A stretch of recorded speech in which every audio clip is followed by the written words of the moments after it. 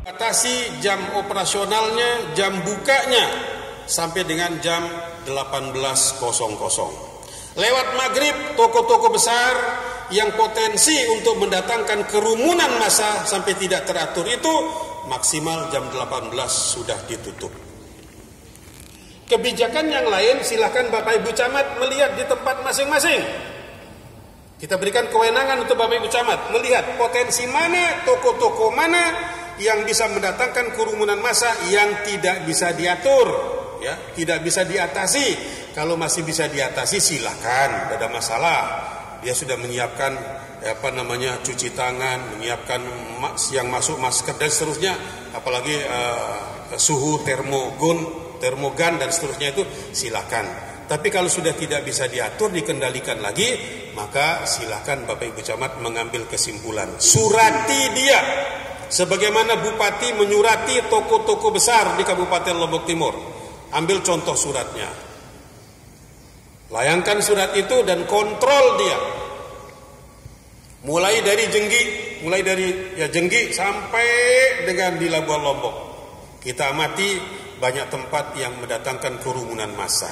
Kerumunan massa inilah yang berpotensi untuk mendatangkan virus itu. Ini catatan yang pertama yang harus kita batasi. Yang kedua, kita melaksanakan operasi perbatasan.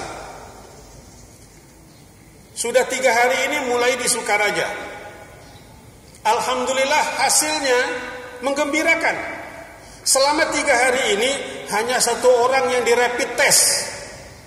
Begitu banyak orang yang masuk dari wilayah selatan ke Lombok Timur, hanya 1 kali dilaksanakan rapid test. Karena suhunya 37 ke atas. Begitu di rapid hasilnya non reaktif, maka dia dipersilakan. Itu hasilnya. Nah, mulai nanti sore, kemarin kita sudah geladi, kita melaksanakan di Jenggi. Siapapun yang datang ditembak termogan, suhunya sekian, di ambang batas silahkan dia masuk, di atas ambang batas silahkan turun, langsung rapid test di situ, di Jenggi. Tidak ada alternatif lain. Kalau dia orang Lombok Tengah, misalnya Lombok Barat, tidak mau dari rapid test, silahkan kembali pulang. Tidak usah masuk Lombok Timur. Ketika dia orang Lombok Timur, belum pakai masker, silahkan berikan dia masker. Ya, kemudian rapid test. Jika hasilnya reaktif, langsung masuk rusun. Ambulan siap mengantar mereka, langsung masuk rusun. Jika hasil rapidnya negatif, maka silakan dia kembali ke kediaman masing-masing. Kalau itu orang Lombok Timur. Catat. Ya, keluarkan saja dia, kembalikan dia ke Lombok Tengah, ke perbatasan. Dia bisa beli masker di situ. Dia bisa, bagaimana caranya lah? Kan jilbab juga pakai masker, macam-macam, taplak meja juga bisa pakai masker. Yang penting dia punya keinginan untuk memaskerkan dirinya. Ya Pak Camat ya, pesan saya terakhir itu 100 meter dari pintu gerbang pencegatan, tempatkan personil. Siapapun yang tidak menggunakan masker suruh kembali. Anak-anak kita ini saya amati kemarin, Bapak Ibu sekalian, hobinya berkendara ke sana kemari ngabuburit, menampakkan kepagahannya. Tidak ada maksud apa-apa, hanya sekedar jalan wer tanpa masker, lalu balik lagi. Saya lihat ini kan mutar-muter, mengundang potensi yang membahayakan bagi masyarakat kita di Lombok Timur. Jadi operasi perbatasan mulai sore ini, silakan diatur jamnya sampai jam berapa. Kalau fluktuasi kendaraan kira-kira sudah turun, sudah ya kita cabut sajalah ya, tidak usah banyak-banyak petugas, hanya 2 shift disiapkan. Operasi kerjanya silakan diatur Pak Sekda. Yang ketiga, kita harus melaksanakan rapid test berbasis pasar.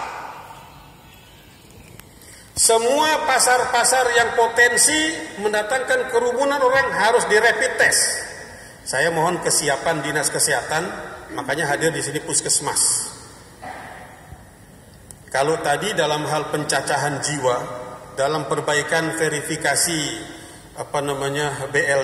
verifikasi KK itu difungsikan benar kepala UPT Dikbud, maka kalau untuk operasi rapid test berbasis pasar ini yang menjadi stakeholder terdepan adalah kepala puskesmas.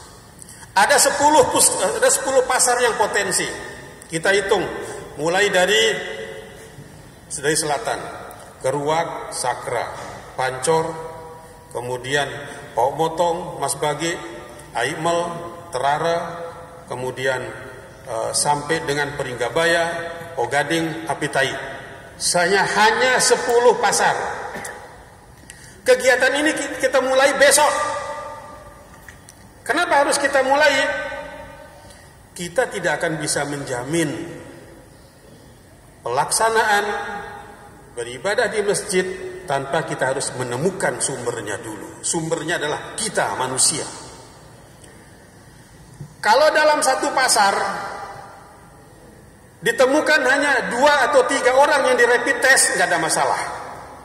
Tapi kalau ditemukan 10-20 orang dalam satu pasar, maka semua akan dirusunkan, dirawat di sana.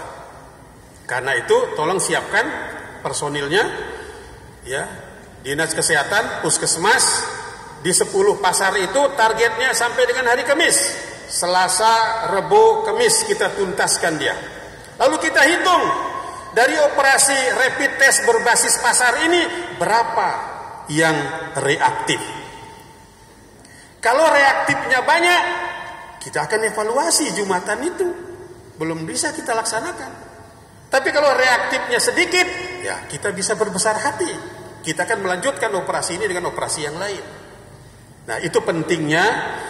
Jadi tidak semudah kita bayangkan, Bapak Ibu sekalian, kita mengambil satu keputusan untuk masuk di masjid. Kan wah turun wah.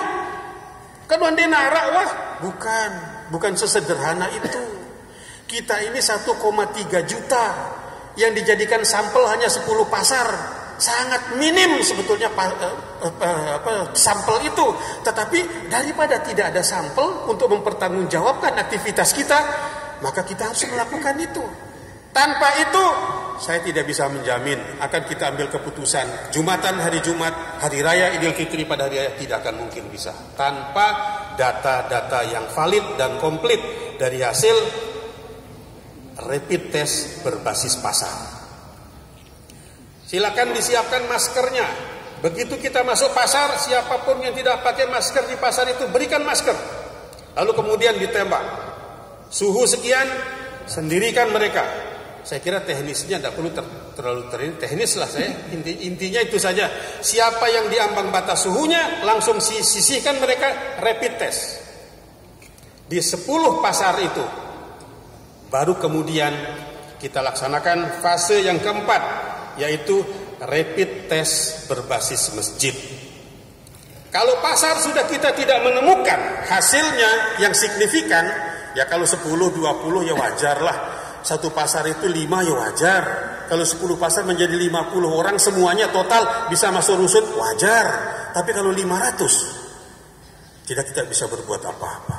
Nah karena itu kita berharap mudah-mudahan doa kita dikabulkan oleh Allah. Putuslah mata rantai ini sampai di sini. Cukup tinggal 2 ini yang kita rawat. Kalau PDP tidak ada masalah. Kalau ODP tidak ada masalah. Lebih baik RTPG kayak ada macam-macam PPTG tidak ada masalah, sebanyak-banyak mungkin itu. Tapi yang menjadi titik perhatian kita adalah pertama yang terkonfirmasi kari 2. Lamun Abu Sugul becat jemaah Pak Sekda, misalnya jalur Rebo atau jalur Selasa, terus Sugul selakuna sembuh, berarti kan 0. Tinggal PDP. PDP kita berapa sekarang? Nanti dijelaskan oleh Pak Dokter. Itulah tugas kita. Jangan sampai PDP ini meningkat menjadi terkonfirmasi. Itu tugas kita. Karena itu, mana Pak Dokter, Direktur Rumah Sakit? Nah, rawat mereka baik-baik Pak Dokter. Nah, rawat mereka. Prestasi yang Bapak sudah hasilkan sekarang ini, alhamdulillah mendapat simpati dari provinsi. Untuk itu jangan sampai yang PDP ini Pak meningkat menjadi terkonfirmasi.